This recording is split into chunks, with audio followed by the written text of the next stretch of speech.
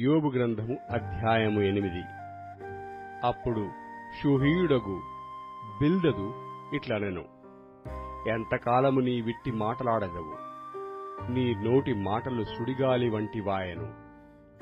దేవుడు న్యాయవిధిని రద్దుపరుచునా? సర్వశక్తుడగు దేవుడు న్యాయమును రద్దుపరుచునా?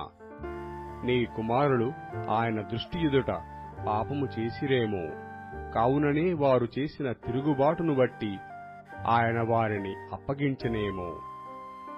నీవు జాగ్రత్తగా దేవుని వెదికిన ఎడల, సర్వశక్తుడగు దేవుని బతిమాలుకొనిన ఎడల, నీవు పవిత్రుడవై యథార్థవంతుడవైన ఎడల, నిశ్చయముగా ఆయన నీ యందు శ్రద్ధ నిలిపి నీ నీతికి తగినట్టుగా నీ నివాస స్థలమును వర్ధిల్లజేయును.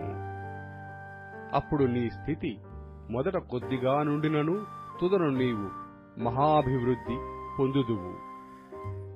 మనము నిన్నటి వారమే, మనకు ఏమీ తెలియదు, భూమి మీద మన దినములు నీడవలేనున్నవి.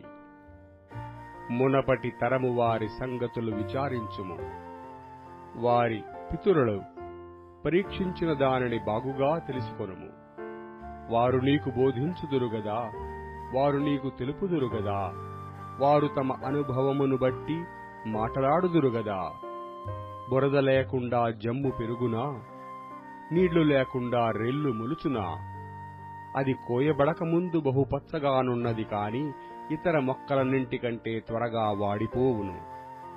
దేవుని మరుచువారందరి గతి అట్లే ఉండును. భక్తిహీనుని ఆశ నిరర్ధకమగును, అతని ఆశ భంగమగును. అతడు ఆశ్రయించునది సాలెపురుగు పట్టే. అతడు తన ఇంటి మీద ఆనుకొనగా అది నిలవదు, అతడు గట్టిగా దాని పట్టుకొనగా అది విడిపోవును. ఎండకు అతడు పచ్చిబట్టి బలియును, అతని తీగలు అతని తోట మీద అల్లుకొనును, అతని వేళ్లు గట్టు మీద చుట్టుకొనును. రాళ్లుగల తన నివాసమును అతడు తేరిచూచును. దేవుడు అతని స్థలములో నుండి అతని వెళ్లగొట్టిన ఎడల, అది నేను నిన్నెరగను, ఎప్పుడునూ నిన్ను చూడలేదనును. ఇదే అతని సంతోషకరమైన గతికి అంతము. అతడున్న ధూళి నుండి ఇతరులు పుట్టెదరు. ఆలోచించుము, దేవుడు యథార్థవంతుని త్రోసివేయడు, ఆయన దుష్కార్యములు చేయువారిని నిలవబెట్టడు. నిన్ను పగబట్టువారు అవమాన భరితులగుదురు, దుష్టుల గుడారము ఇక నిలవకపోవును.